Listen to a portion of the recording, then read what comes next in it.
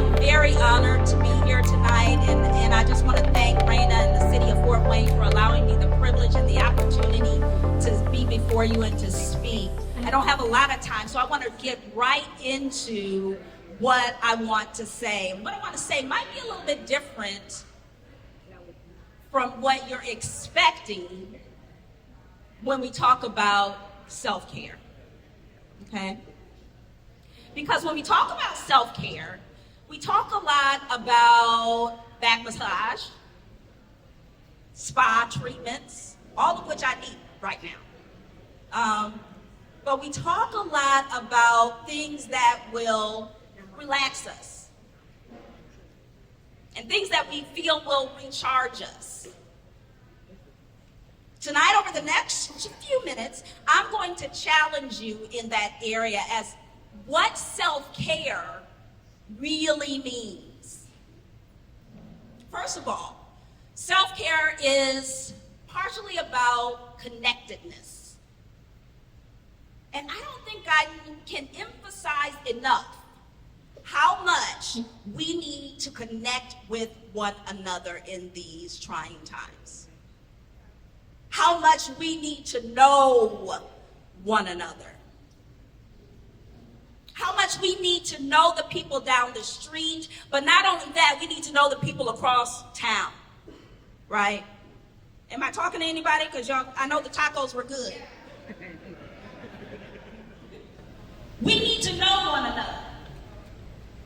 And only when we begin to take strides to know one another can we solve a lot of these problems that we're facing with different cultures, different perspectives, different opinions that we're seeing in our nation today. Am I right about it?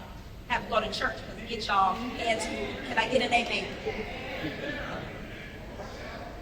All right. So, who is that? Okay. I'm a little confused right now. Is this my PowerPoint? I don't think I have it. Oh, okay, here we go. Here we go. So, what I want to talk about tonight is self-care as community care. So this is a new concept that is being perpetuated right now throughout communities. Self-care as community care. So self-care as community care is the perspective that well-being is a community's collective responsibility. It challenges traditional views of self-care as an individual's need to refresh oneself, and instead deems self-care as the building block to mutual support and resilience for the group. So can we think, this is the question, can we think about self-care as going beyond what will refresh me temporarily in the moment to what will create a building block for the community? Me being refreshed, not just for myself, but me being refreshed so that I can contribute to a larger society. And will that self-care also refresh me? Just think about that for a moment. Will that self-care also refresh me?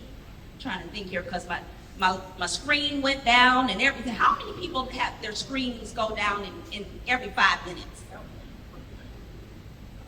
Okay. Anybody ever heard of the American psychologist Abraham Maslow? Okay, a few of us. So I'm going to talk just for a second about Maslow's hierarchy. And Maslow had this theory that explains why people act the way that they do and how they progress toward fulfillment. And at the bottom of this pyramid, if you can imagine that, it has the things that we need to address in order to move to the next stage. So at the bottom are our physiological needs, the things that we need to survive. We need food, we need shelter, okay? We need love, safety. We need to feel safe in the environments where we are. Social belonging. We need to go to a place where everybody knows our name. Where everybody knows my name. I can't really sing, but y'all know Cheers. Self-esteem. All of those are considered to be deficiency needs, things that we need to happen in our lives. But then we get to the growth needs. We get to an even higher level, okay, of his pyramid, and that includes cognitive needs, aesthetic needs. We need to feel like we're in an aesthetically pleasing place, self-actualization. And at the very top of that pyramid is self-transcendence. And what does he mean by self-transcendence? He means helping others and spiritual experiences. And so if you think about this American psychologist said that even at the top of those things that make us feel good personally are those things that we do to help others outside of ourselves. And that is at the very top of our needs pyramid. When we begin to contribute to things that are outside of ourselves, like many of you do in your neighborhood, like Mr. Jackson, in the neighborhood, like the Neighborhood of the Year, which I forget the name of it, MVP. These are the things that really make us feel good about ourselves. Now, I know that Maslow had something going because even the CDC, the Centers for Disease Control and Prevention, talks about what health is all about.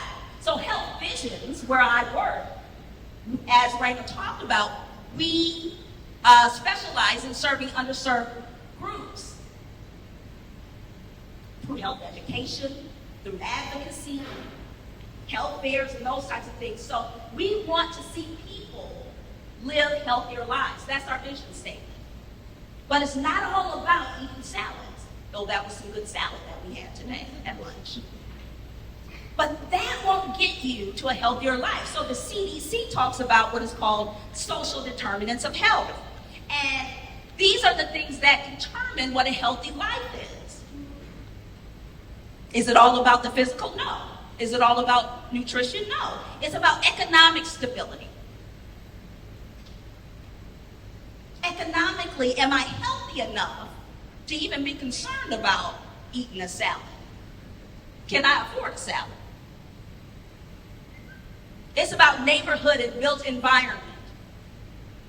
Is my neighborhood conducive to a healthy space for my family? Can the kids go and run and walk in the park? Is there a park? Do they feel safe? It's about health care and quality. It's about access to health care, education.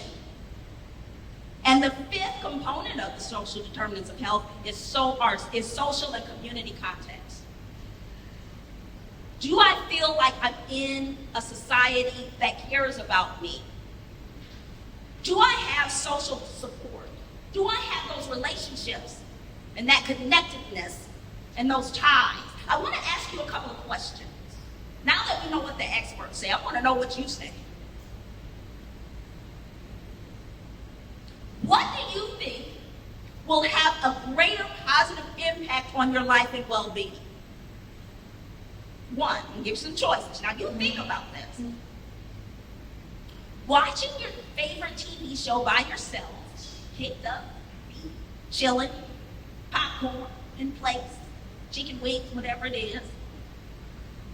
Or watching a TV show with a neighbor who was isolated because they've lost a loved one or because they're disabled and can't get out. Which one's gonna make you feel like she's ready? But I want you to, oh, no, okay. Yeah, she's saying I got 5 minutes, that's what she's saying.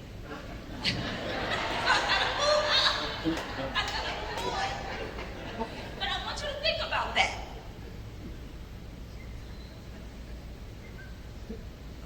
It might be a little hard because I know the season premiere of Matlock is coming up, and I want to see what Olivia Pope is going to do. And I don't want to be disturbed. But after that show, after that 1 hour, which one is going to have a greater impact on how I feel about myself?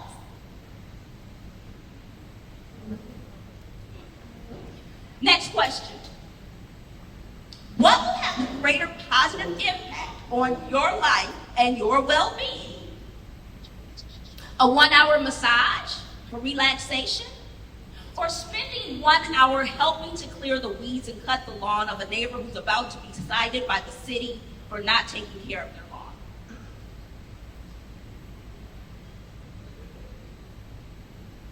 Now that massage is going to relax me. I know that. That's a tough one, isn't it, Pat? She's laughing. That's tough. But at the end of the day, what is going to be better for my mental state of well-being? Now, I'm not saying that we don't need to be refreshed, that people don't need massages, exercise, and all of those things. That's not what I'm saying at all. But I'm saying if we go to the top of that pyramid, the experts say that at the end of the day, what's going to help me to feel better about who I am as a person, what's going to motivate me, is when I go beyond sharing and I'm working with somebody in that neighborhood. I'm working with the people in that community. I might need to take 3 minutes. 3 extra minutes. I'm here repping East Central. Anybody from the East Central? Okay. We don't have anybody. I know we have people from East Central neighborhood. Why you okay? East Central is shy. We not like the Jesse's neighborhood because they just went all out. In my East Central neighborhood, we knew who our neighbors were when I was growing up. We had the Glaspys, we had the Smiths, we had Miss Rogers, we had the Hines family, we had the Hearst family. We knew all of who they were, and we called them neighborhood. That's our slang. Neighborhood, what's up? Oh, y'all don't do that, I see. We were connected in such a way that we felt support from one another in a way that we may not get at work. Sometimes we don't even get that in our own families. But there's that connectedness that binds us together. So I want to talk about, just real briefly, practical examples of self-care as community. Rest as collective act. That is actually a very activist statement.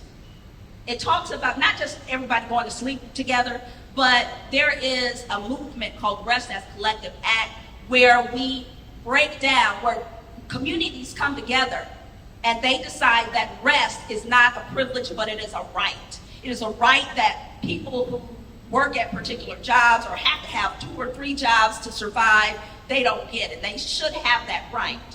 And so these communities, people in the community come together and they fight for that right, sharing each other's burdens, practicing mutual aid, creating supportive environments, staying connected, all of those things. Somebody can't pay the light bill. Can we all chip in $10 and pay the light bill, please? Benefits, because I know I'm so out of time, y'all. Benefits of self-care as a community. These are what happens when we do this. We increase our purpose and the meaning and belonging that we have about ourselves. Self-care as community offers strength in solidarity, reduces isolation and loneliness, builds resilience. Oh, is that okay? I'm not that bad, y'all. I thought I was okay. It builds resilience.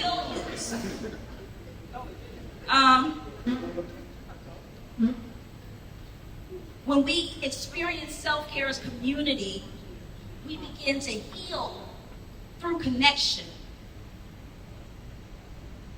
Healing by ourselves can be difficult.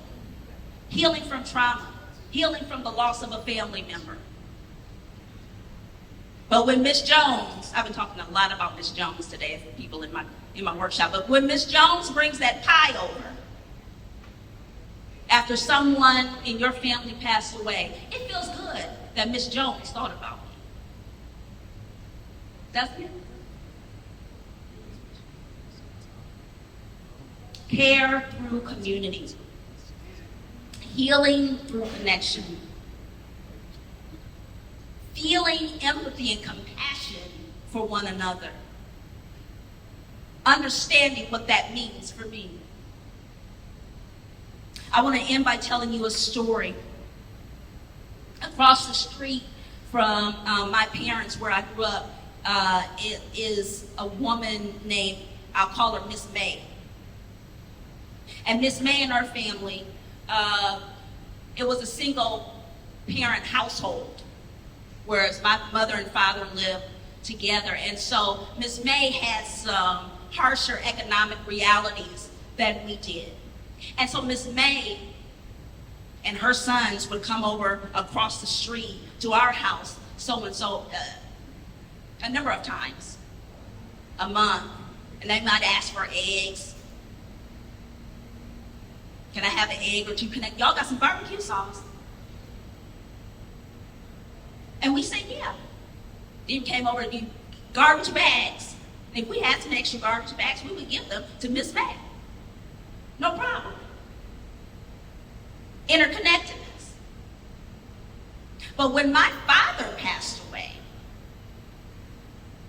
just a few months ago, the whole neighborhood, Mr. Tubbs, he passed? Yes.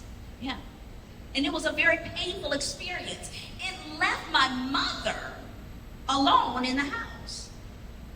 And so I began to stay with my mom so she wouldn't have to stay at the house by herself. But I have to work during the day. Well, guess what? Miss May started coming across the street and sitting on the porch with my mother while I was gone. She gave what she could, and my parents gave what they could. That's the interconnectedness that we need in neighborhoods. That's the interconnectedness that we need in our communities. You may not be able to give the same thing that I can give, but you can give something. I can give something to you.